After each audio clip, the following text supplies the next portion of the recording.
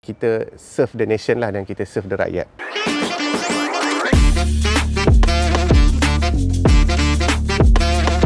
Assalamualaikum dan selamat sejahtera. Selalunya, bila kita pergi ke hospital atau klinik kerajaan, kita selalu yakin yang ubat tu mesti akan ada.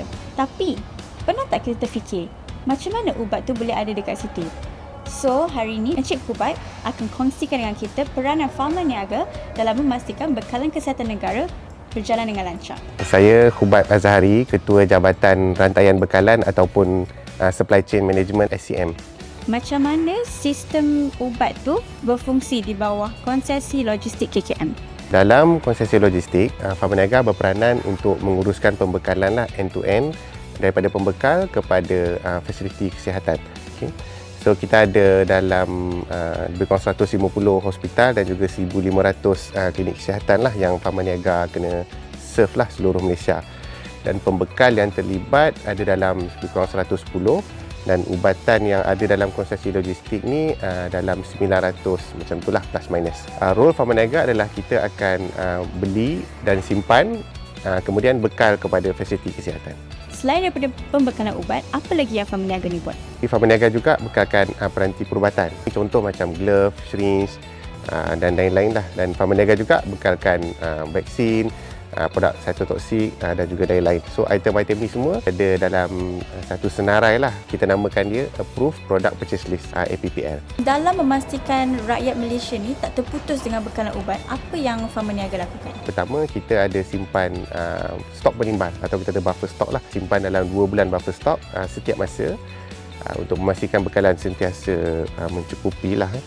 Yang kedua, kita juga sentiasa menganalisa data lah, data daripada pembekalan sebenar yang dibuat oleh hospital dan juga klinik kerajaan. Okay.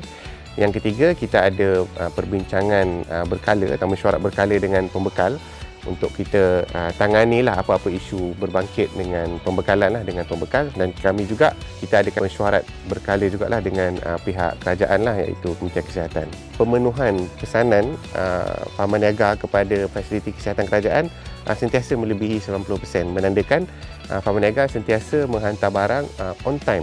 Ya. Tapi macam mana pula dengan kawasan-kawasan yang luar bandar ataupun dalaman? Macam mana nak sampaikan produk tu on time? Pharma Niaga kita ada rangkaian warehouse di seluruh Malaysia. So kita ada di Selangor, kita ada beberapa warehouse. Kita ada di Pulau Pinang, Sabah dan juga kita ada di Sarawak. Dan akan datang kita akan ada di Terengganu lah warehouse kita. So dengan rangkaian warehouse yang menyeluruh di seluruh Malaysia, kita boleh menghantar barang tu on time, termasuk Sabah dan Sarawak. Apa teknologi yang digunakan untuk penghantaran?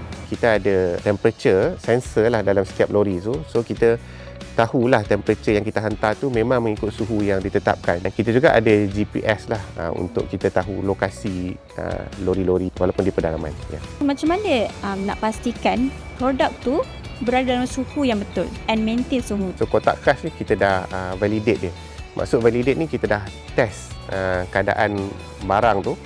Dia memang tahan dalam tempoh yang ditetapkan. In fact tempoh tu dia berhari-hari lah.